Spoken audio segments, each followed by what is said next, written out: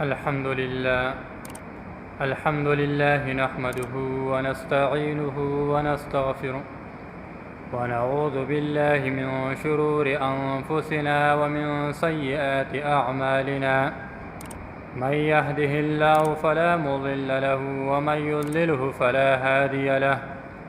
ونشهد أن لا إله إلا الله ونشهد أن محمدا عبده ورسوله. أما بعد فأعوذ بالله من الشيطان الرجيم. بسم الله الرحمن الرحيم. يا أيها الذين آمنوا اتقوا الله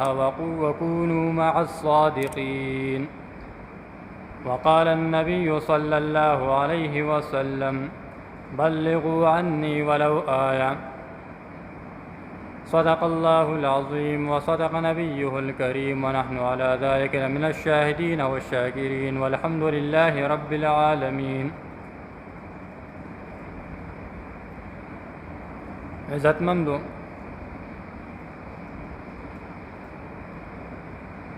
الله تعالی مونږ او تاسو د پاره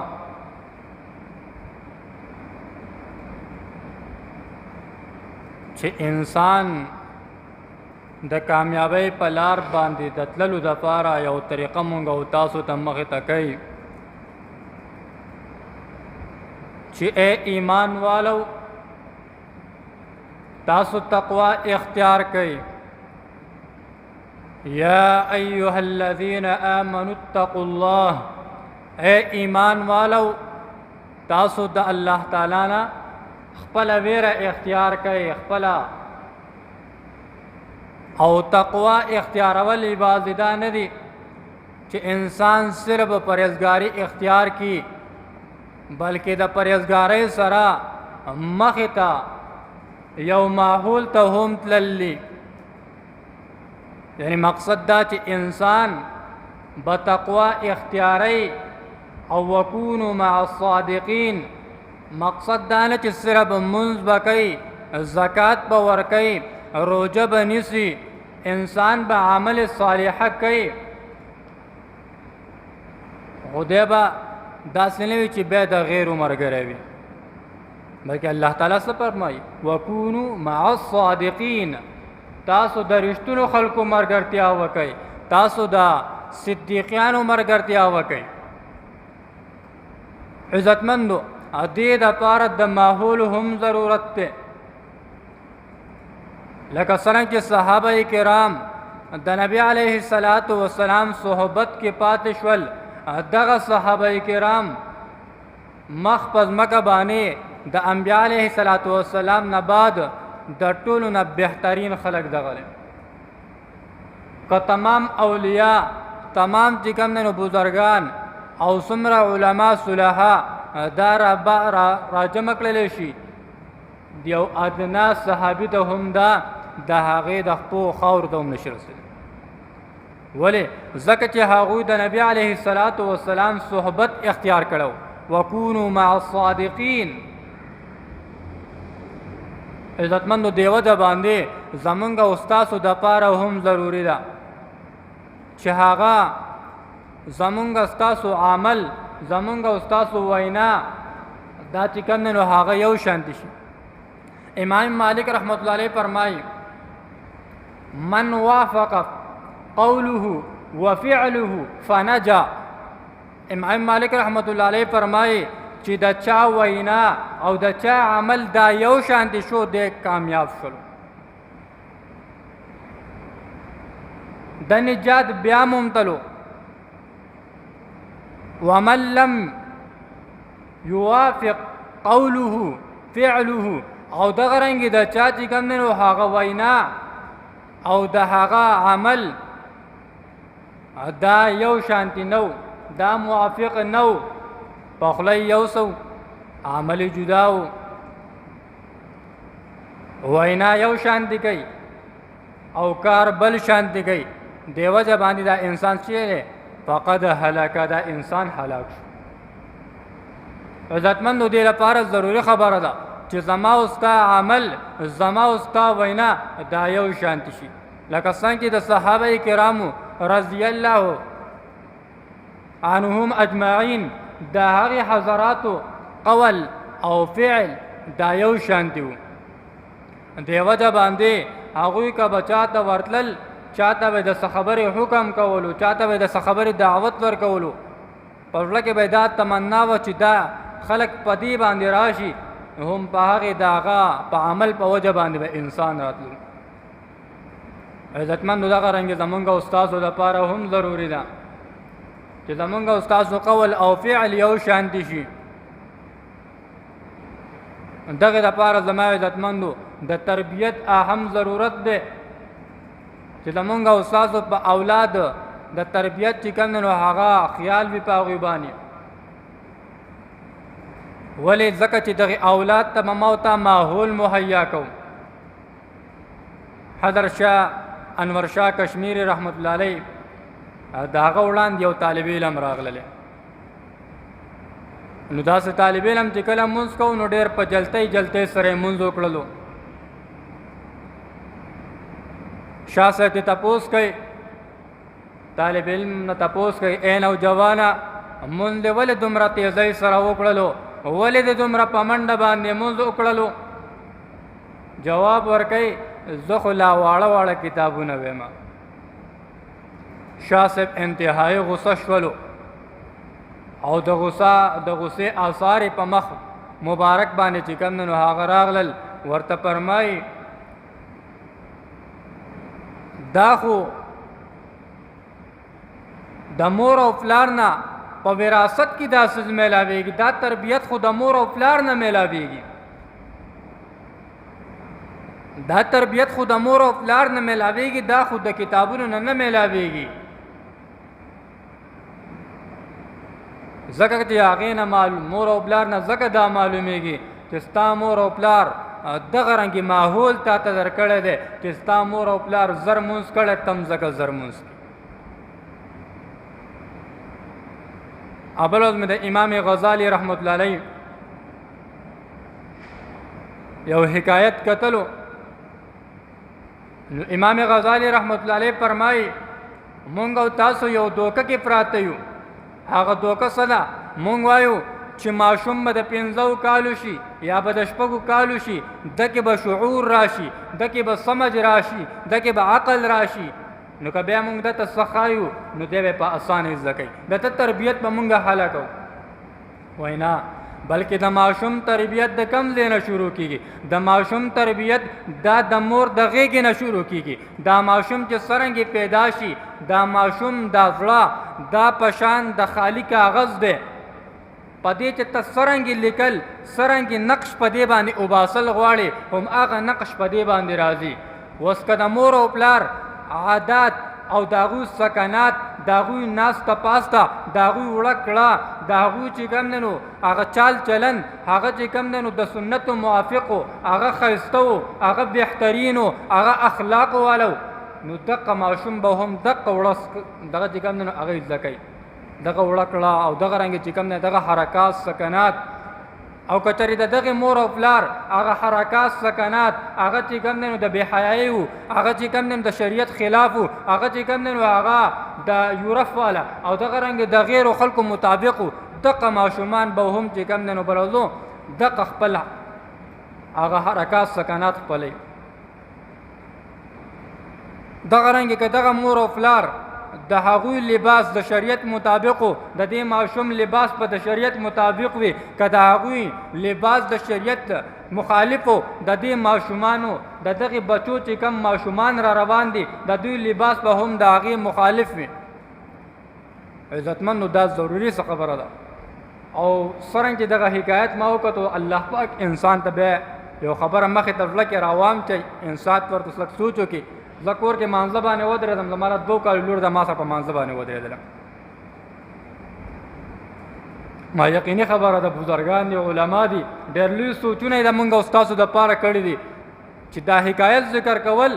اوس ما خو به دا سوچو چې دی د 15 کالو دا ماشومه شي د دې به زه تربیت کومه دې ته به زه الف با ښیمه دې ته به زه چې کوم دی نو لا اله الا الله ښیمه او دې ته به چې کوم دی نو زه مونځ ښیم وغیره وغیره نو دغه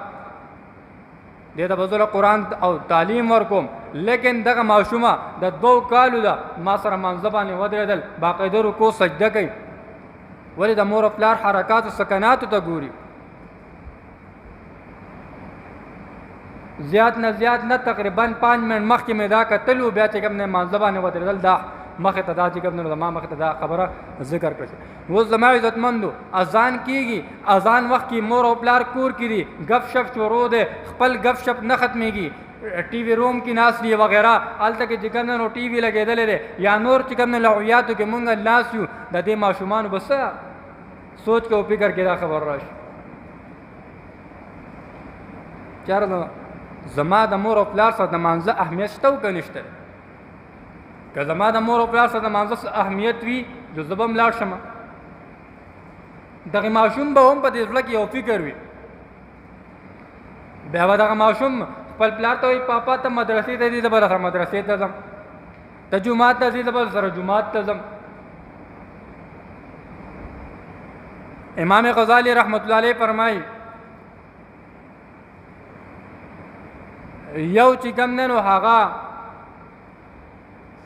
په یو څیز باندې څوک راوستل نو دا اوله کې ریا وي. هر یو عمل چې اوله کې دا ریا وي، د هغې نه پس دا ریا عادت ته منتقل شي،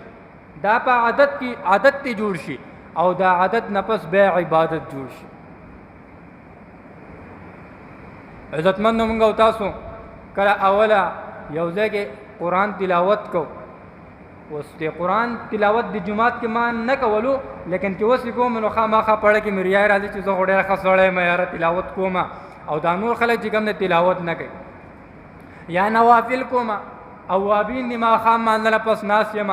یا چې کوم دی نو بل وخت نوافل کوم، یاره اړه کې خو مې دا خبر راځي چې یاره نوافل خو کوم، نو دا ریا وي. دویم ربطه دی لګیا وي عادت جوړ شي، بس چې راځي چې په نفل ودري یا راځي تلاوت کې مشغوله کېږي، دا عادت وي. بیا سم مدت تېرېږي بیا عبادت جوړ شي، دا بیا عبادت جوړ شي. حضرت مولانا رشید احمد گنگوہی رحمت الله علیه خپله واقعه ذکر کوي. وایي زه لاړم نو تانبون ته هلته کې څه واده و، ما ویل چې دلته به د شیخ صاحب سره هم ملاقات وکړم. هلته لاړم نو حضرت صاحب راته وویل چې زم بیت دې کړی که نه؟ ما وی بیت خو مې نه دی کړی. ما ته یې زما نه بیت وکړه. ما ورته چې بیت درنه کوم حضرت صاحب، خو ګوره دا شرط په بکی چې ما ته به دا نه وي چې دومره ذکر و اذکار وکړه یا نوافل وکړه وغیره، هېڅ شرط به را باندې نه وي. وای بالکل نه به دا باندې اوس دا شرط وي تا ته به دا حکم کوم، نه به درته کتاب بیت وکړو د هغې نه پس به درته هم دا خبره نه کوم. او دا خو بیا ډېره ښه ده. بس بیت وکړلی شولو. وایي دلته به زما سره 3 ورځې تېرې، بس د هغې نه پس په تا ته اجازت وي. حضرت مولانا رشید احمد گنگوہی رحمت الله علیه چې اوله شپه باندې پرېوتلو، د شپې 2:30 بجې دي، څومره مریدان دي ټول پاسېدل عبادت کې لګیا دي، تهجد کوي. اوس تهجد منځ سټارټ کړلو چې ګوري ټول خلک تهجد کوي. حضرت صاحب خو لوی عالم دی، وایي یاره زه به څنګه پرېوتم؟ نو چې غلی غونته د شرمه پاسېدلې، هغه ریا چې ورته ویلی کېږي. بس هغه هم چې کوم دی نو په منځ کې مشغوله شولو. بیا د هغې نه پس په سبا باندې بیا دغه حالات دي، منځونه وکړل شول، د مانځه نه پس خلک په ذکر و اذکار کې مشغوله شو. حضرت صاحب هم وایي چې یاره که زه اوس نه کښېنم او ټول خلک ناست دی هغه ذکر و اذکار کوي، خلک به څه وایي؟ نو زه هم ذکر و اذکار کې لګیا شوم. دویمه شپه شول، بیا خلک تهجد ته پاڅېدله، وایي زه هم پاڅېدلم. درېیمه شپه شوله چې کله 3 شپې تېرې شوې، 3 ورځې تېرې شولې، حضرت صاحب ورته فرمایي مولانا رشید احمد گنگوہی رحمت الله علیه ته که اوس ته ځې نو سته ځه. ولې ما ستا سره د 3 ورځو واده و، هغې نه زه به اوس پوره چله دلته تېروم. عزتمندو اوله کې ریا، بیا عادت او بیا عبادت. ولې چې مجبوره نه کوله، اوس که زه نه کوم دا خلک به څه وایي؟ بیا عادت جوړ شو، د عادت نه بس عبادت جوړ شولو. عزتمندو دغه رنګ نبی علیه الصلاۃ والسلام فرمایي مرو صبیانکم تاسو حکم کوئ خپل بچو ته علی الصلاۃ په مانځه باندې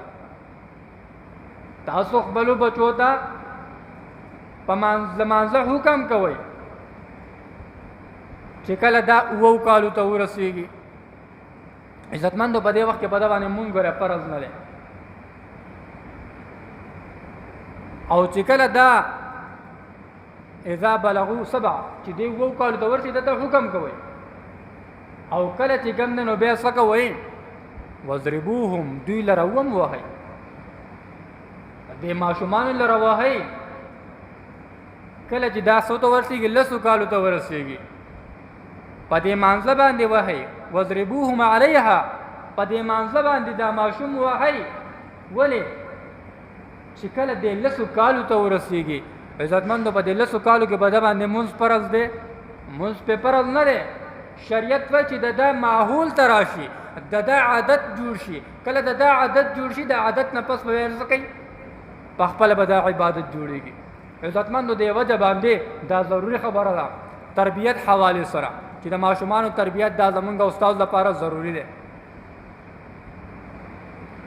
د افغانستان کې مولانا قاری طیب سے یو واقعه لیکلی ده په دې کې یو بادشاہ تیر شوی امیر دوست محمد خان په خوانې زمانه خبره ده د قاری طیب سے پاکستان آزادېدو کې مخکې چې کوم نو او بیا د هغې نه پس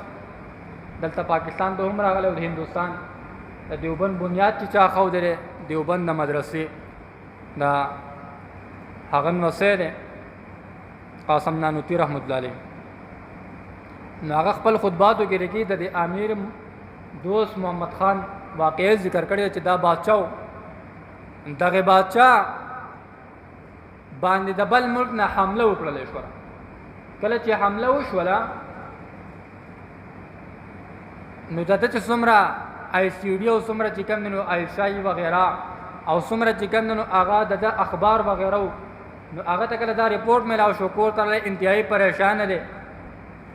او دومره لوی زیات پریشان دي د حد نه سوا پریشان دي ول چې خامخا یو خو باچاري ته دچ کوا او دویم خامخا یو سړی چې کوم نه څومره لوی مقام باندې جو خامخا دا رعایه او فکر هم چیرې زما دا څومره چې کوم نه قوم دی او دا خو به هم ټول په تکلیف کې شي نو دی ولګېدلو چې کور کې بیبي سره دا خبره وکړله نو بیبي ورته وی چې الله به خیر کړي او فتح به زمونږ وي ولې چې د بادشاه په دغه وخت کې خپل زوی هغه چې کوم سپه سالار او هغه چې کوم د کمانډر جوړ کړو دا هغه سره دسته ورکړل او هغه مقابله ته وته چې دا خلک واپس کی او د عمل چې کوم صحیح سلامت پاتې شي کله په دې وخت کې هغه لاړله سبا چې کوم نو خبرونه راغل چې بادشاہ شکش وخوړلو او د بادشاہ زوی کوم کمانډر چې هغه په شاته باندې راوتختللو اوس بیبي سره چې کوم نو خبره شروع شول چې ما ته خپل څومره ایسای یا سی آی ډي وغیرہ دا غوی د طرفه دا خبر میلاو شولو چې ستاسو زوی واپس شوی دی باقاعده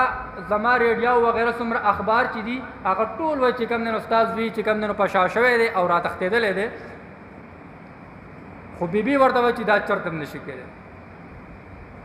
جنگ هغه زمون ملک ګټلې هم دی او دستې واپس کړي هم ده هغه ته خبره څنګه کې خو خزه خو دیګم نه ناقصات العقل می جاګوي چې بخیر د سرباز کو څه ضرورت ده خو باچا ډېر انتهایی پریشان دي چې دا څومره لوی چې کوم نقصان وشول عزتمندو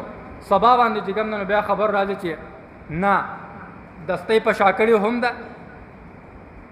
او د باچا سلامت زوی کمانډر چې کوم نو باقاعده مخې ته ولاړل او دشمن له چې کوم د شکست ورکړل دي ورته مبارک شتا وګټله او تا چې کوم خبره کړې و خبره بالکل صحیح وخت په بیبي ته وای خو اداره ته وای چې راز سره زما ټول سی آی ډي دروغجنه وختل ایسای سمره خبر نامه چې کوم وا سمره چې زما چې کوم نو آلات د خبر رسایو زما د غون ملک انټيليجنس سمره ارسو خبره د دروغ ولې کړې هغه دروغجن او تاریخونه ولې وختلې او ورته زه لا راز تاته نه کولاو.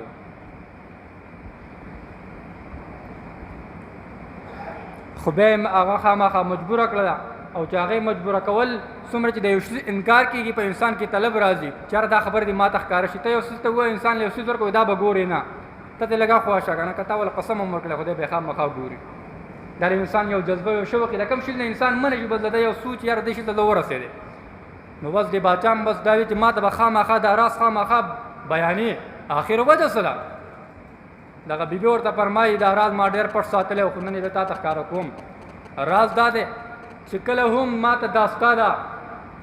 د ماشوم امید زما پیدا شوی دی د هغې وخت نه راواله تر دا نن د ورځې پورې ما حرامه لقمه نوڼۍ نه ده خوړلې.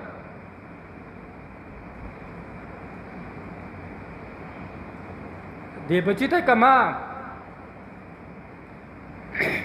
دا پی ورکړي دي نو دا پی ما په اوداسو په بسم الله سره ورکړي دي. نو چې د ماشوم تربیت ما په دې طریقه نه دی کړی چې دې ته حرامه چې کوم دی نو هغه حرام پی تللی دي یا ما حرامه لقمه خوړله د هغې حرامې لقمې او د هغې حرامې نوڼۍ نه دغه شوده راغلی دي. دغه شوده ما دې ماشوم ته ورکړي دي او د دې تربیت هم ما په دې حوالې سره نه دی کړی. دا ما غیرتي جوړ کړی دا به دشمن ته چې کوم دی نو ملا کوي نه. دا خبره د ستا د ICID او دغه رنګ کوم ISI یا CID یا انټیلیجنس یا خبرنویس څومره خلکو که دا خبره ورکولې چې ستا زوی قتل شو دا خبره ما منل، ستا زوی شهید شو دا خبره ما منل، خو دا خبره ما نه منل چې زما زوی دې شکش وخوري او په شادي کې واپس ترې راخوشی شي. عزتمند تربیت حوالې سره دا زمونږ استاد ضروري خبره ده چې د ماشوم تربیت دا زما او ستا اکثر ما او تا د ماشوم تربیت ونه کړو دغه ماشوم نه بیا زما او ستا ګیلې وي. مونږ وایي زمونږ دا د مور او پلار ادب نه کوي. مونږ اکثر د علماو نه دا خلک ګیلې ډېرې زیاتې کوي و دوی د مور او پلار حقوق ډېر نه بیانوي. خو یقیني خبر د ټول نه لوی اول جرم چا کړی دی؟ د ماشوم په تربیت کې اول جرم چا کړی دی؟ ماشوم خو نه دی کړی. تربیت خو علماو ته نه دی جوړ کړی. عزتمندو دې حوالې سره دا زمونږ استادو فریضه ده چې مونږ او تاسو د ماشوم صحیح تربیت وکړو. دغه ماشوم به بیا زمونږ استادو چې کوم دی نو هغه په کار باندې راځي. دغه ماشوم به بیا زمونږ استادو په کار باندې راځي.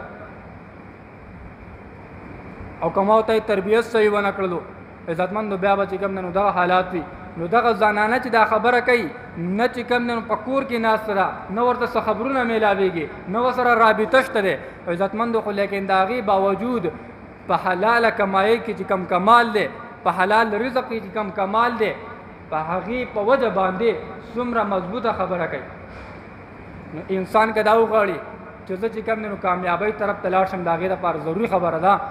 چې هغه څه وکړي هغه تقوا اختیار کړي او بیا له چا سره صحبت د صلحاو اختیار کړي. په یوازې په دې باندې کار نه کړي چې صرف مونځ به کوم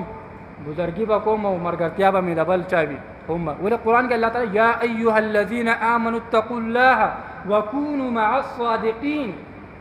ایمان والو تقوا هم اختیار کړي. تقوا اختیارول هم ضروری دي خو لیکن د هغې سره د الله تعالی نه یره هم ضروری ده. لیکن د هغې سره څه ضروري؟ د هغې سره وکونوا مع الصادقین د صلحاو ملګرتیا دا هم ضروری ده. دغه حوالې سره د صحابه کرام په 1 نمبر باندې د هغوی چې کوم نسبت د هغوی صحبت د چا سره د امام الانبیا سره. دا یو واقعه ذکر کوم د حضور اقدس صلی الله علیه وسلم زمانه کې د صحبت اثر یو زنانه راځي او دغه زنانه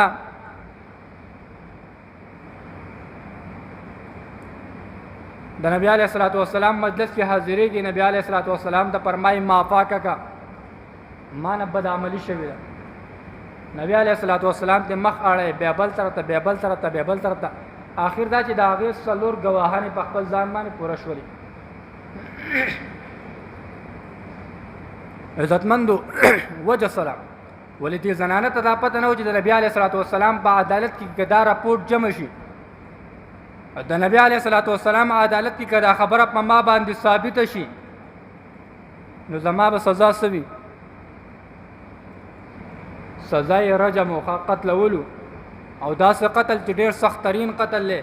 په کاڼو به ویشتلی کېږي په کاڼو باندې او په هغې باندې به سنګسارېږي ولې دا پته ورته نه وه او دا ورته معلومه نه وه چې د نبي علیه صلات وسلام د الله تعالی په حکم کې ذره بره کمې نه کوي دا کېدی نه شي چې ماته په دې کې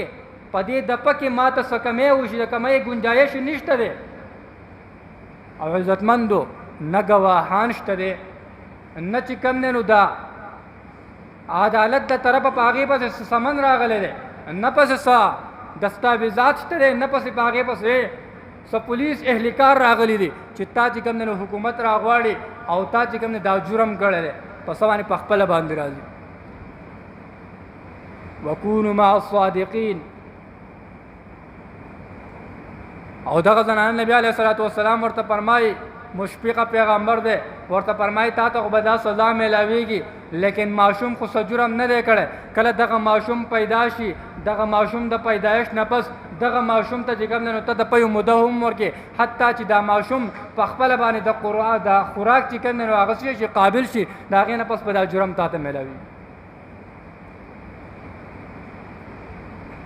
عزتمندو دغه معصوم پیدا کیږي هم زنانه انتظار کی ده دغه معصوم لویږي هم حتی چې دغه معصوم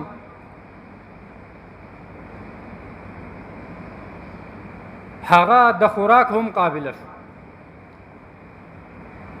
او د نبی علیه الصلاۃ والسلام عدالت کې بیا حاضرېږي عزتمندو دې ته ایمان وایي دغه زنانه راځي د نبی علیه الصلاۃ والسلام عدالت کې حاضرېږي دا نشته چې دلته کې مخکې نوم درج شوی دی 2.5 کاله یا 3 کاله مخکې نوم درج کړی دی چې دې پلان کې د دا جرم میلاو دی دې جرم کې به دې ته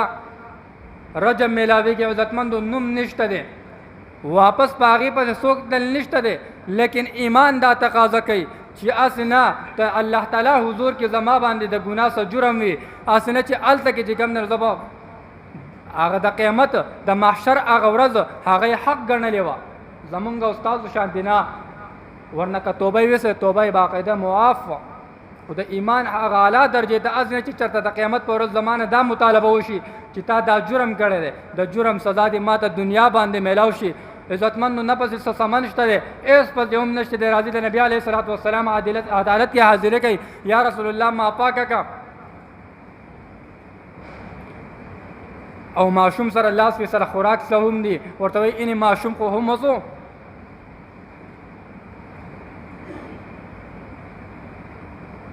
د خوراک قابل شوی دی عزتمندو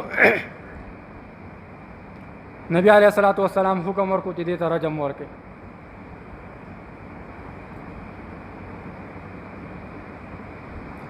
کله چې هغې ته رجم میلاویږي امام الانبیاء په خپله په هغې باندې جنازه کوي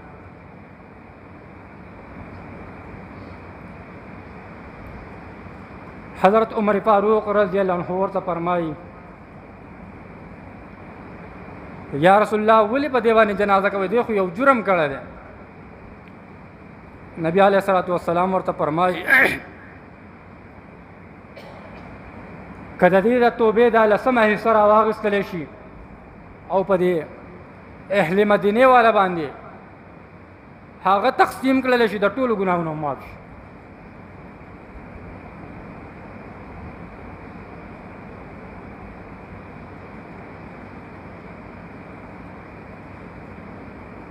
عزتمندو دغه حواله سره زموږ استاد لپاره ضروري خبره ده چې هغه په خپله باندې تقوا هم اختیارول دي او د نیکانو صلاحو مرګرتیا هم هغه اختیارول دي او د هغې وجه صحبت ماحول که دلته کې د مانځه ماحول وي په هر کور کې د مانځه ماحول وي ما تاسو ته مخکې خبره ذکر کړله چې مانځه ماحول وي نو هر یو ماشوم به راځي پلار راځي زوی به څنګه نه راځي پلار مونځ کوي مور مونځ کوي خور مونځ کوي رور مونځ کوي تره مونځ کوي چاچی مونځ کوي تره زوی مونځ کوي یقیني خبره ماحول به جوړ وي نو چې کله ماحول به ال راځي چې دینداري راشي دینداران سره ناسته راشي تاسو ته د ما د امداد الله مهاجر مکی رحمت الله علیه سره چې کله دا مولانا رشید احمد گنگوهی رحمت الله علیه داغه خانقاه ته راځي وای ما 3 ورځې تیرولې لیکن اول چې کله ما یو ورځ ونو ما د یې دغه د وجنه چې یاره دا خلک په موږ کې زمانہ کوم او ما اسانه خبردار تبلیغ کې مونږ تاسو لاړ شو نو اکثر حالت کې ټول خلک پاس نو تهجد ته پاس جو هر سړی و چاره کته نه پاسه مجو دا خلک وسوي مجبورن پاسو به الله تعالی یو عادت مونږ تاسو راکی او دغه عادت الله تعالی به په عبادت سره بدل کی نو بیا زمونږ تاسو عبادت وي نو لهدا دغه د پر مخکې ما دا یو خبره ذکر کړه چې امام غزالی رحمت الله علیه لیکلی دي چې د ماشوم د تربیت لپاره دا ضروري نه چې 15 شپږ کال د ماشوم رسیږي دا غنه پس په موږ د دې تربیت کو ول چې 15 شپږ کال د پس د خبره ویلم شي او سنه چې کوم نو خبره باندې پوي هم موږ ورته چې بچي پاسه مونږ وکاو دا رنګ سبحانك اللهم وایا یا چې کوم نو کلمه وایا ټیک دا خبره خو صحیح ده لیکن کدا ماشوم و امام غزالی رحمت الله علیه فرمایي د الله په شان د سپین کاغذ دی په دې چې تاسو کوم نقشه وباسي کم لیکل پکې هم اقو په دې باندې چاپ کیږي وسکه دغه ماشومان په مخ کې مور او پلار چې کوم نو هغه مونږ کوي ذکر او اذکار کوي داغوی ناس ته پاسه د شریعت مطابق وي داغوی کپڑے د شریعت مطابق وي داغوی خوراک د شریعت مطابق وي داغوی आवाज چې کوم نه او خبره هغه چې کوم نه شایسته او خسته وي داغوی اخلاق چې کوم نه بهترین وي د دې ماشوم تربیت به هم په داسې طریقه سره کوي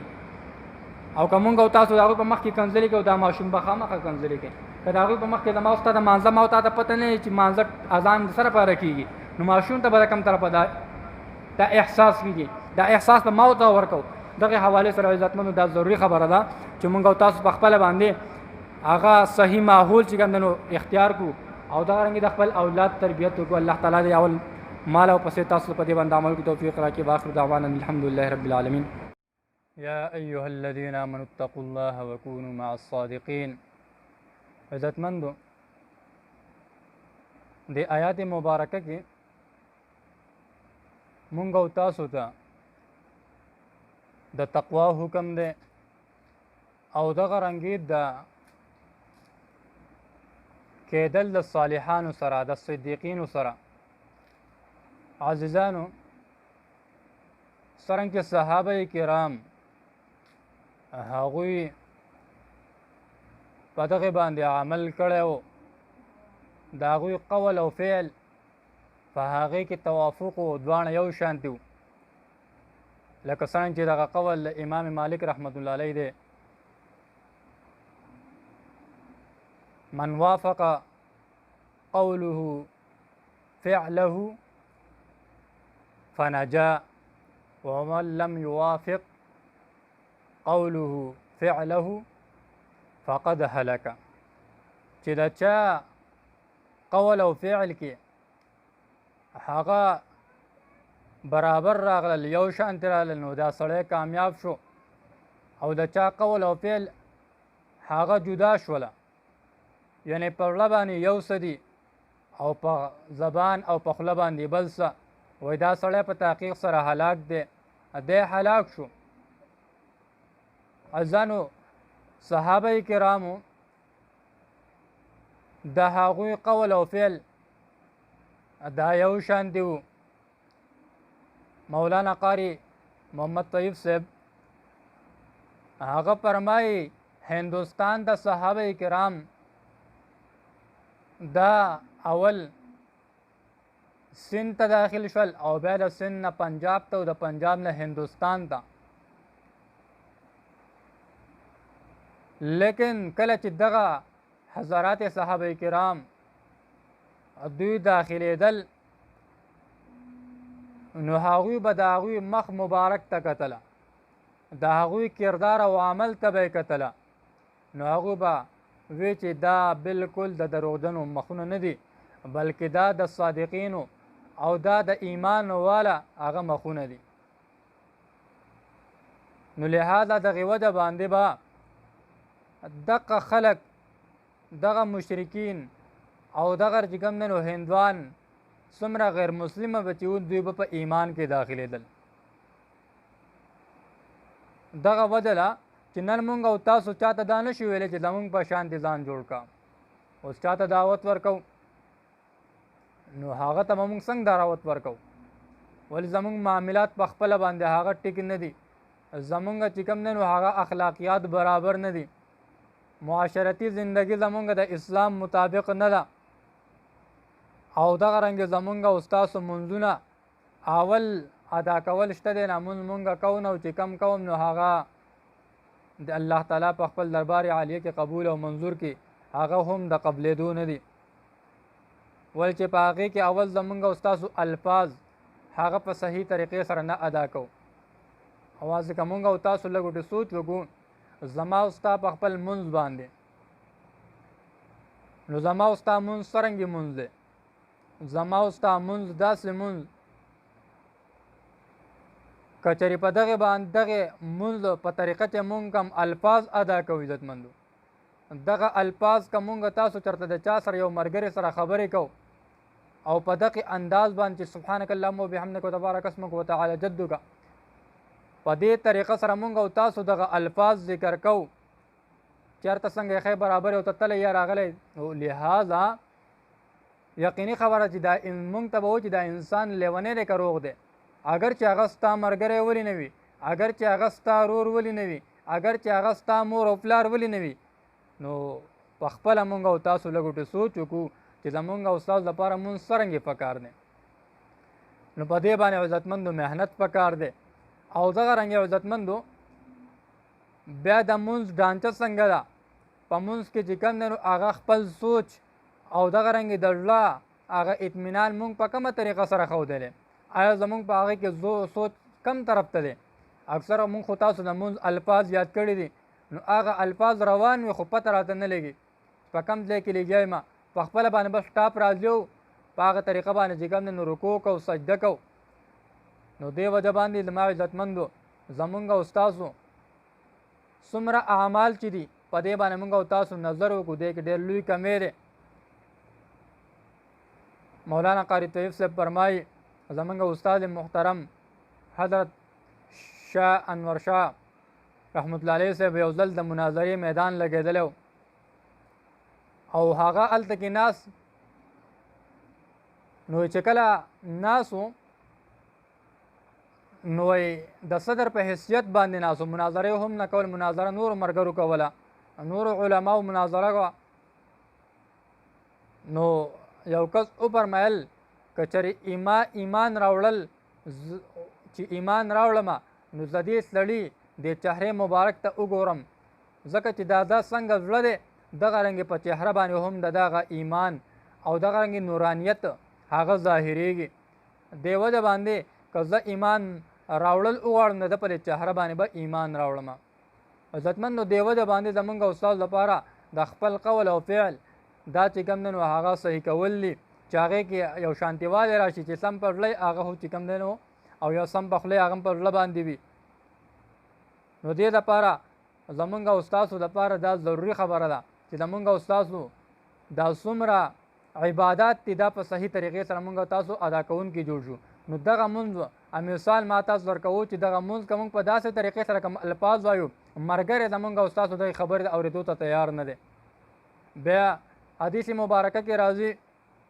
وایي کم خلک چې په تیارو کې منځونه ته جوماتون ته ځي،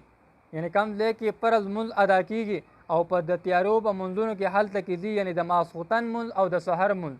ځکه د ماسخوتن او د سحر مونځ دا تیاره کې ادا کولی کېږي. ماښام مانځلی انسان ځي نو خو د ماښام نه مخکې ځي نور لاوي چې انسان روان وي، نو لحاظه دا مونځ هم په رڼا کې دی، د ماسپښین هغه هم په رڼا کې دی او د مازدیګر هغه هم په رڼا کې دی، لیکن د سحر مونځ ته انسان ځي هم تیاره کې ځي او د ماخوستن مانځه ته ځي نو هم هغه د ماښام نه پس ځي دا هم په تیاره کې ځي. نو د هغوی دپاره د پوره رڼا چې کوم دی نو بشارت دی د قیامت په ورځ باندې. بل حدیث مبارکه کې راځي وایي څوک چې د سحر او د ماسخوتن مونځ په دې کې څه کوي هغه لم لیټي کوي، یعنې د سحر او دغه رنګې د ماسخوتن مونځ دا په جمع سره نه ادا کوي او دا پې ګران وي نو دا به منافق وي. صحابه کرامو به فرمایل وایي چې موږ به په خپله زمانه کې د منافق نشاندګي غوښتله چې په کم یو سړی چې کوم دی نو منافق دی، نو چې د چا به د سحر او د ماسخوتن مونځ کې هغه حاضرین او بالخصوص سحر مانځه کې نو موږ ته پته لګي چې دا منافق دی. نو ځان موږ او تاسو لږ سوچ وکړو که د سحر مونځ کې زمونږ او ستاسو کمی وي او سحر مونځ ته مونږ او تاسو نشو تللی نو دا د ایمان د زوال خبره ده. که زمونږ په دوو طریقو باندې یو دا که دغه سحر مانځه ته زما او ستا تلل هغه په دې وجه باندې نه وي چې د سحر د مونځ زمونږ او ستاسو سره څه اهمیت نه وي چې یاره دا سحر دا مونځ هم څه دومره لوی څیز دی مړه که وشو که ونه شو څه دومره لویه خبره خو نه ده نو دی په خپل ایمان باندې ویریږي. او که چېرې د سحر مانځه ته زمونږ او ستاسو سره ویره د څه شي وه هغه زمونږ او ستاسو سره دا ویره وه یعنی ویره د دغه نه وه دا قضا کېدل او ناوخته کېدل په دې وجه باندې نه و چې یار د مونځ اهمیت نشته دی د مونځ اهمیت هم شته دی مونځ ډېر لوی څیز هم ګڼو بلکې د مونځ په نه کولو باندې خپل نقصان ګڼو خو مسله سره چې هغه زمونږ او ستاسو یو سبب بل وي د معمولاتو په وجه باندې چې هغه د ورځې هم مونږ او تاسو آرام نه کوو او د شپې هم چې کوم دی نو هغه یا دکان کې ناسته یا قصه ګویانو وغیره کې چې کوم دی نو په ګپ شپ کې خپل وخت تېرو دیرو میرو کې او بیا ناوخته وده کېږو چې د سحر منځ وخت راځي مونږ او تاسو هغه په هغه وخت کې وده وي. نو لحاظه منځ اهمیت را سره هم شته دی او دا یې او فکر را سره هم شته چې دا زما ډېر لوی نقصان کېږي او زه څنګه لکه مسلمان یم او زما نه د سحر منځ هغه قضا کېږي خو چونکې هغه سبب داسې دی چې زمونږ او ستاسو معمولات خپل ټیک کړي نه دي هغه د سحر د ورځې چې کوم دی نو هم آرام نه کول او د ماسخوتن مانځه نه پس فورا هغه وده کېدل هم نه نو په دې وجه باندې زمونږ او ستاسو منځ کې کمی راځي نو د هغې دپاره دغه کم وجې د کم څه په وجه باندې زما او ستا د منځ دا نقصان کېږي هغه منځ کې چې کوم دی نو هغې کې به برابرتیا راوستل ضروري وي چې مونږ او تاسو ولګېږو او دغه د منځ دغه خپل اوقات دا چې کوم دی د مانځه لپاره برابر کړو چې د ورځې هم هغې دپاره مونږ سلګ آرام کوو او دغه رنګې هغه د ماسخوتن مانځه نه فورا مونږ او تاسو مختصر غونډه چې کوم دی نو هغه قیلوله کوو نو لحاظه دا زمونږ او ستاسو لپاره ماسخوتن مانځه نه فورا چې کوم دی مونږ او تاسو آرام او دغه رنګې د روټۍ نه یعنی مانځه نه مخکې یا روټۍ خوړل یا له مانځه نه وروسته څه لږ وټې هغه مونږ او تاسو قیلوله کوو نو لحاظه په دغې لږ قیلولې سره ځکه چې په دې سره انسان ته قوت حاصلېږي او که تاسو تهجد کې چې کوم دی نو پاڅېدل غواړئ تاسو قیلوله کوئ نو لحاظه دغې دپاره ضروري خبره ده چې مونږ او تاسو هغه قیلوله هم کوو او دغه رنګې د ماسخوتن مانځه نه پس هغه فورا چې کوم دی نو اوده کېږو بیا سحر مانځه کې حاضري کوو خو دغه سبب د دې مونځ د اهمیت په اړه زمونږ او تاسو پته لري چې زمونږ مونځ کې څومره چې کوم دی نو هغه کمی دی آیا زمونږ سره خو ټیک د مونږ خو وایي په دا خو زمونږ د ایمان هم جذبه ده او خله سره هم دا خبره کوو چې نه دا نه چې د مونځ اهمیت خو زمونږ سره شته دی خو د مونځ د اهمیت پته وهله لګي چې انسان د ورځې هم ستړی شي آرام هم ونه کړي د ماسخوتن هم دی ناوخته اوده شي خو لیکن سحر چې کوم دی نو د مانځه نه یا پاو ساعت یا نیمه ګنټه یا یو ګنټه مخکې چې کوم دی نو جهاز پلیټ وي یا د ریل چې کوم دی نو هغه ټیکټ وي یا بل یو داسې چې کوم دی نو ډاکټر دپاره څه بندوبست وي یا د ګاډي بس وغیره هغه ټیکټ وي آیا چې دې ته دې پاسېدی شي که نه شي پاسېدی او یا د هغې سره اهمیت شته دی که نشته دی نو که د هغې اهمیت ورسره وي نو بیا هم دا ډېره لویه د نقصان خبره ده نو لحاظه دغې دپاره ضروري خبره ده چې مونږ او تاسو په خپله باندې هم چې کوم دی د خپل اصلاح کوشش وکړو او د خپل اولاد د تربیت هم چې کوم دی د هغې کوشش وکړو او کله چې انسان د خپل اصلاح فکر نه وی کړی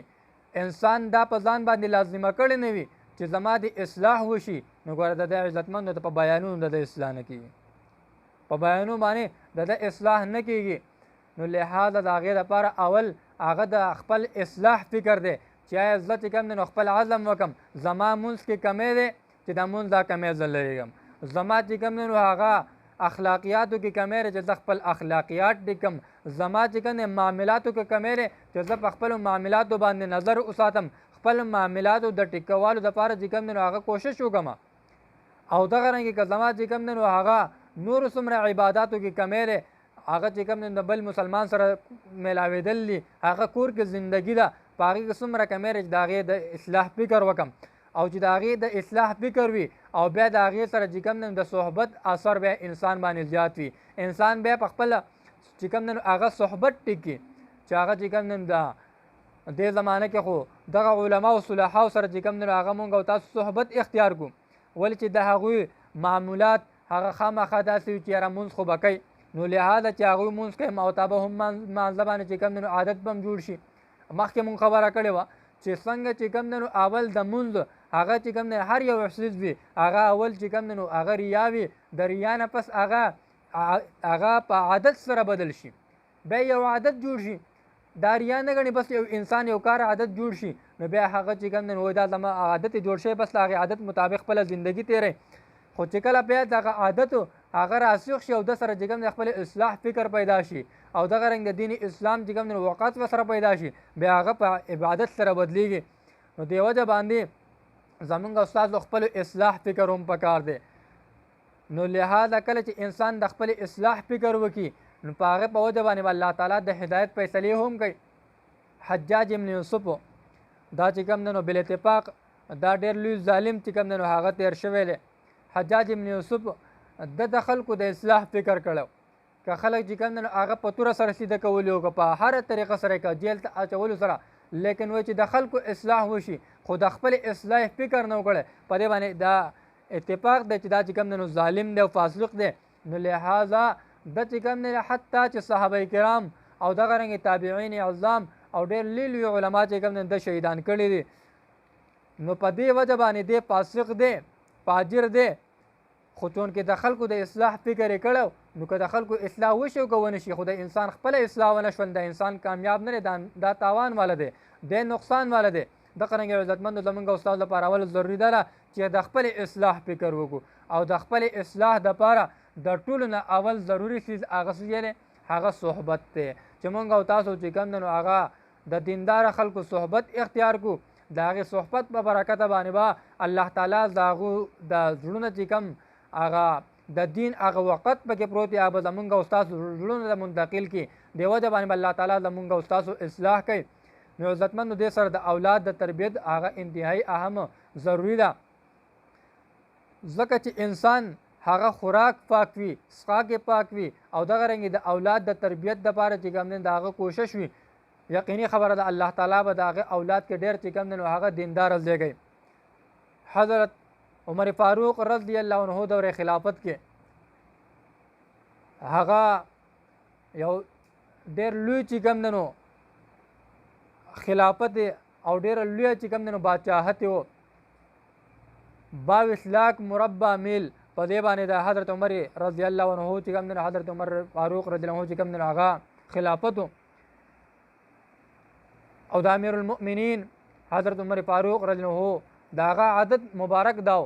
چې هغه به کوڅو کې ګرځېدلو، آیا زما د رعایاو کې زما د قوم کې چېرته چاته خو څه تکلیف شته دی نه، هغه روان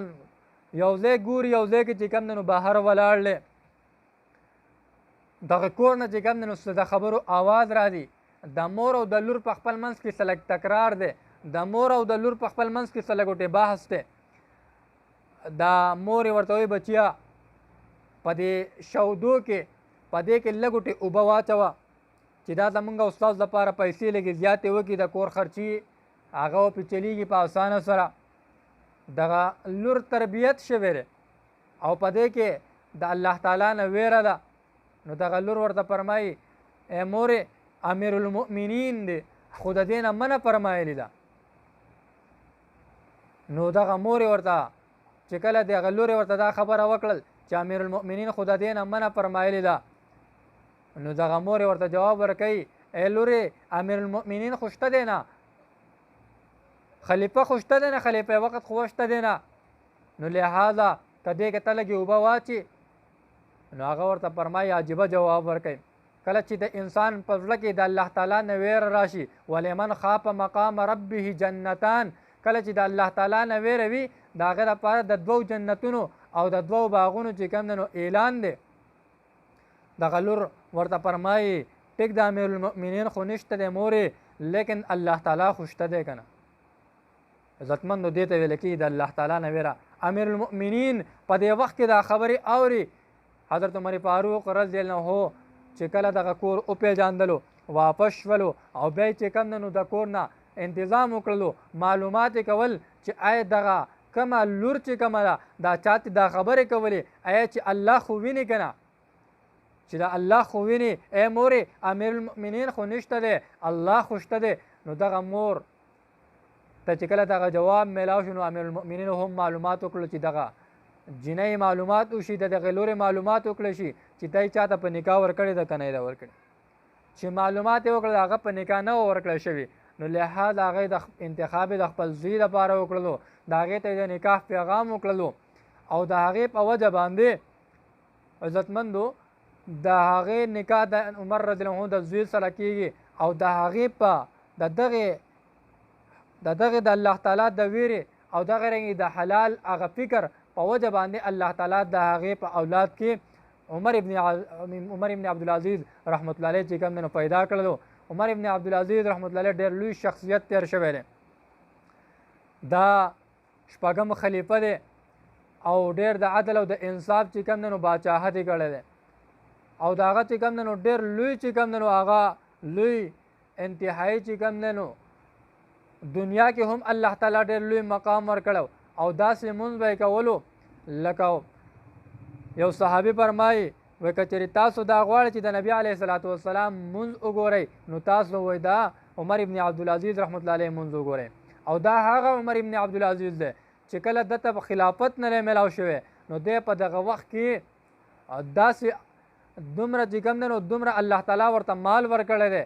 او دومره الله تعالی د دنیا جاه او جلال ورکړی دی چې یو ناشنا قسم چې کوم دی ده به هغه عطر لګول دغه رنګې خوشبو به یې لګوله روزانه به چې کوم دی نو روزانه به چې کوم دی نو نوي کپړې اچولې خو د هغې باوجود د عبادت یې ګوره دا حال دی عزتمندو د عبادت یې دغه حال دی چې دومره لوی چې کوم دی نو عابد دی په داسې عجیبه او ډېر لوی ښایسته طریقه سره چې کوم دی نو هغه مونځ کوي دغه عمر ابن عبدالعزیز رحمت الله علیه د هغه واقعه هم ډېره عجیبه ده الله تعالی چې کوم دی نو دته په عجیبه طریقه سره چې کوم دی نو هغه خلافت ورکو دې نه مخکې تقریبا 65 سال هغه ډېر چې کوم دی نو لوی ظلم چې کوم دی نو هغه تیر شولو او دغه رنګې چې کوم دی نو د خلکو سره چې کوم دی حقوق چې کوم دی په صحیح طریقې سره ادا نه شوله کله چې د سقر هغه بادشاه د هغه چې کوم دی نو کله مرګ ته نږدې شولو نو وزیر ورته چې کوم دی نو وفرمیل چې اسلم چې کوم دی نو ستا هم مرګ نږدې دی او د عمر ابن عبدالعزیز رحمت الله علیه ډېر دیندار دی لہذا د ده سره چې کوم دی نو که په خلافت باندې د بیعت وشي دی خلیفه شي دا به ډېره بهتره وي او دا زما هم خوښه ده خو دا بچي به چې کوم دی زما دا زامن به ومني که وبه نه مني لیکن بیا دا خبره وکړل چې یقیني خبر ده چې دا خلافت چې دته ورکړل شي نو صحیح به وي دغه عمر ابن عبدالعزیز رحمت الله علیه چې کله د ده د خلافت د انتخاب دپاره چې کوم دی نو باچا سلامت چې کوم دی نو هغه حکم ورکړلو نو بس دغه وزیر هغه ولګېدلو او په دغې نوم باندې چې کوم دی نو بیعت پیش کولو چې یاره خلک دې پې بیعتونه وکړي نو راغللې دغه خلیفه یعنی دغه عمر ابن عبدالعزیز رحمت الله علیه ته دغه وزیر راځي ورته فرمایي په دې باندې بیعت وکړه امیر المؤمنین فرمایي چې په دې باندې بیعت وکړئ چې د آینده لپاره خلیفه څوک جوړ شي عمر ابن عبدالعزیز رحمت الله علیه ورته فرمایي که زما نوم پکې نو لہذا بیا زه بیعت ته تیار نه یم هغه وزیر ورته فرمایي ټیک ده ته که بیا تیار یې او که تیار نه دا خو د امیر المؤمنین راز دی لہذا دا خبره زه تا ته نشم ظاهرولی چې په دې کې د چا نوم دی بس هغه بیعت وکړلو بیا د هغه د خلیفه د دغه امیر المؤمنین زامنو ته راځي او هغوی ته وایي چې د ده سره څه وکړئ دته ووایه چې په دې باندې چې کوم نه شوی که په دې باندې هغه بیعت وکړئ دغه زامن یې ورته وایي مشر زوی ته راځي وایي په دې باندې بیعت وکړه وایي که دا زما نوم وي بیعت کوم ورنه بیعت ته تیار نه یم که زما نوم وي بیعت کوم ورنه بیعت ته تیار نه یم وزیر ورته فرمایي د امیر المؤمنین راز دی لہذا دا زه نشم ظاهرولی چې ستا نوم دی د هر چا نوم دی خو لہذا هغه د بیعت حکم کړی دی بیعت وکړه بس هغه هم بیعت وکړو باقي ورونو هم بیعت وکړلو د هغې نه پس چې کله د ټول نه هغه بیعت پوره شو بس چې کله هغه نوم ښکاره کړلی شو هغه نوم د حضرت عمر فاروق رضی الله عنه چې کوم دی نو حضرت عمر ابن عبدالعزیز رحمت الله علیه چې کوم دی نو د هغه نوم لحاظ هغه چې کله خلیفه شولو نو بس د هغې نه پس ویې فرمیل چې اوس زما د راحت چې کوم دی نو هغه زندګۍ ختمې شولې، زما د راحت زندګي ختمه شوله، اوس چې کوم دی نو هغه زندگی به چې کوم د عدل او د انصاف تېرولې ذمهواري را په غاړه شوله. او نبی علیه الصلاۃ والسلام ورته چې کوم دی نو خوب کې راځي ورته فرمایي اے عمر ابن عبدالعزیز بادشاهت پکې خلافت پکې خدا ابوبکر او د عمر غونتې خلافت پکې، لہذا خپل بیبي ته هم فرمایي بیبي هم چې کوم دی نو ډېره لویه چې کوم دی نو هغه مالداره وه، ولې چې د بادشاه لور وه، د دغې بادشاه د دغې امیر المؤمنین د عمر ابن عبدالعزیز رحمت الله علیه د زوم د هغه چې کوم دی نو هغه د بادشاه لور ده، د بادشاهانو خور وه، په خپله دی هم خلیفه د خلیفه بیبي ده. لیکن عمر ابن عبدالعزیز رحمت الله علیه ورته فرمایي که دې خوښه نو ته ځه خپل زما او ستا چې کوم دی نور ژوند تېرېدل اوس ګران دي، ولې ما ته چې کوم دی نو د قوم هغه چې کوم دی نو تربیت دی، د قوم چې کوم دی نو مسلې حل کول دي، لهذا دا ذمهواري ده. مقصد دا که ته طلاق ته تیارې یا زما سره زندګۍ ته تیارې، نو دغه بیبي ورته فرمایي نه زه خو ستا سره زندګي تېرول غواړم، لهذا زه چې کوم دی طلاق نه غواړم. نو که بیا چې طلاق نه غواړې بیا چې زما سره زندګي تېرې د فقر او د فاقې زندګي به تېرې، د غربت زندګي به تېرې. عزتمندو په دې وخت کې دا تقریبا د 65 لاک مربع میل چې کوم دی نو بادشاهت دی. دا عمر ابن عبدالعزیز رحمت الله علیه دا خلافت د څونه دی دا د 65 لاک مربع میل، پاکستان دا 3.5 لاک دی. د دې په حساب سره د پاکستان دا تقریبا 22 ګونه چې کوم دی نو هغه بادشاهي ده، یعنی مقصد دا چې د 22 پاکستانو باندې د دغه عمر ابن عبدالعزیز رحمت الله علیه چې کوم دی نو خلافت دی او د هغه خپله زندګي چې کوم دی نو اوس بدلی او داسې بدل کړل چونکې مخکې پې ذمهواري نه وه، نو خپل زندګي چې کوم دی نو هغې باندې د خپل پته ورته چې په دې وخت کې زمانه د رعایاو تپوس نشي، رعایا شته دی نه نو، لهذا چې کله پې منصب ورته راځي څنګه چې بادشاهت او دغه رنګې امام عادل د هغې چې کوم دی مرتبه لویه نه دومره د تپوس هم لوی دی. ولې چې حدیث مبارکه کې راځي چې کله امام عادل چې کوم دی نو هغه د چا لپاره دعا وکړي د هغه دعا نه رد کېږي، دغه رنګې د هغه چې کوم دی نو هغه د چا لپاره بددعایي وکړي هغه هم چې کوم دی نو نه رد کېږي. نو څومره چې کوم دی نو د هغه د بددعایۍ نه ځان ساتل پکار وي. نو دې وجه باندې څومره چې منصب لوی وي دومره چې کوم دی نو د هغې بیا سزا هم لوی وي. دې وجه باندې هغه خپله وی چې زما د عیش او د آرام زندګي اوس ختمه ده، لهذا دا ذمهواري ده زمونږه چې مونږ به چې کوم دی نو اوس د هغه عدل او د انصاف او داسې عدل او انصاف یې بیا زما عزتمندو قایم کړلو چې په خپله ورته تیار نه و، ځکه ورسره د الله تعالی امداد او داسې عجیبه امداد چې په دغه موقع باندې د دغې عمر ابن عبدالعزیز رحمت الله علیه دور خلافت کې که شرمخ او دغه رنګې چې کوم دی نو هغه یوه ګډه یا بزه په یو ځای نه چې کوم دی نو اوبس کي نو دا څکلی شي، لهذا هغه یو بل ته چې کوم دی نقصان نه ورکوي، دومره د عدل او د انصاف چې کوم دی نو هغه خلافت قایم کړلو. عزتمندو خبره دې پورې چې دغه بیبي ورته فرمایي چې زه به چې کوم دی نو خیر دی هغه ستا سره زندګي د فقر او د فاقې ته تیار یم، ستا سره مخکې ما زندګي تېره کړې د راحتونو او که اوس ستا سره د فقر او د فاقې زندګي بیا هم زه ته چې کوم دی تیار یم، ځکه چې په تا کې ما ډېر څه موندلي دي، یوازې د مالیت په لحاظ سره نه بلکې تا کې چې کومه تقوا او کومه ورع ده، کم د الله تعالی نه ویره او خشیت دی. دغه عمر ابن عبدالعزیز رحمت الله علیه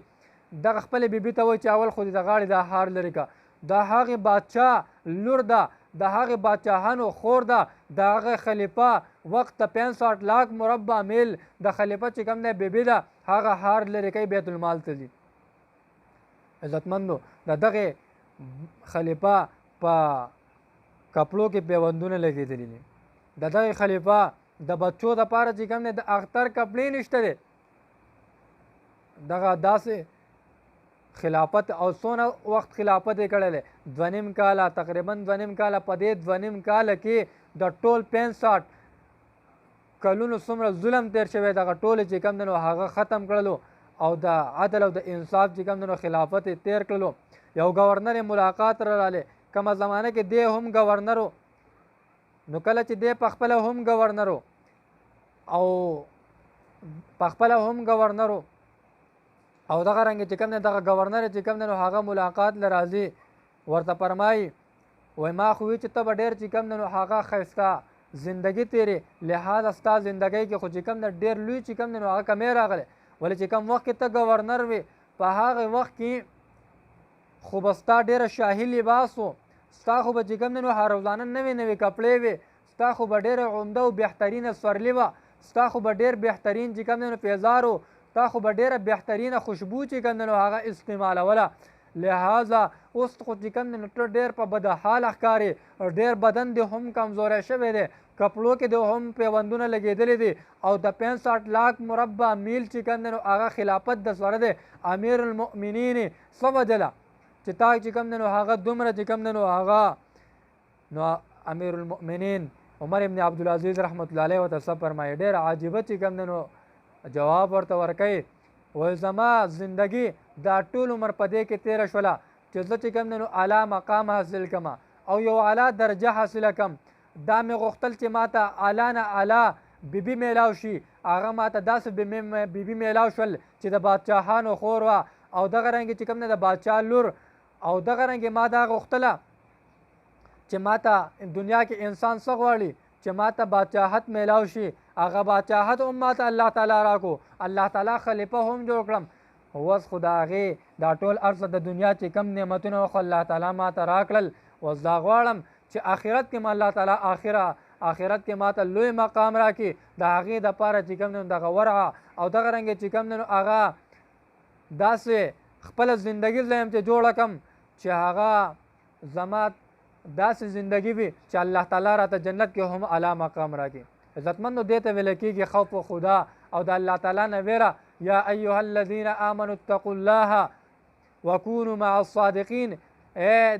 تاسو چې ایمان والو د الله تعالی نه ویرېږئ او دغه رنګې د صلحاو سره چې کوم دی نو خپل زندگی اختیار کړئ د صدیقینو سره شئ د هغوی چې کوم دی نو ملګرتیا اختیار کړئ چونکې عمر ابن عبدالعزیز رحمت الله علیه داسې بهترین هغه چې کوم دی نو الله تعالی د هغه چې کوم دی دغه خلافت تیر کړلو او دغه زندگی تیره کړله داسې عظیمه زندگی عزتمندو دغه رنګې د صحابه کرامو مختلف واقعات دي حضرت عمر فاروق رضی الله عنه چې هغه د الله تعالی نه څومره لویه ویره ده عمر فاروق رضی الله عنه فرمایي وایي که چېرې تمامه دنیا د تمام دنیا خلک دا چې کوم دی نو هغه